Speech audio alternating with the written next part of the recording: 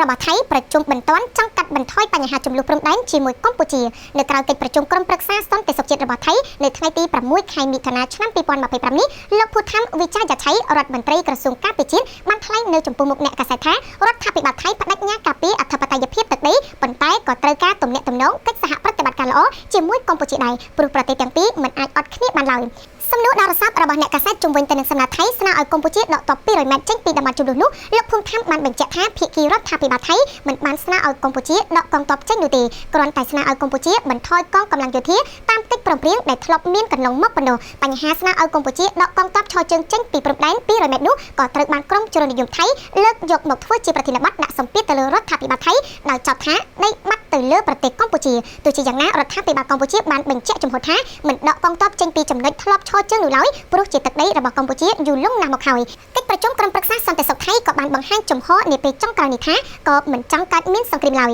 ដូច្នេះមានតែសន្តិភាពទេគឺជាជម្រើសល្អបំផុតហើយអំពាវនាវឲ្យជៀសវាងការញុះញង់និងស្វែងរកដំណោះស្រាយដោយសន្តិវិធីប៉ុន្តែប្រមុខការពារជាតិថៃក៏នៅតែបដិសេធចំពោះការយកសំណុំរឿងចំនួនព្រំដែននេះទៅកាន់តុលាការយុត្តិធម៌អន្តរជាតិ ICJ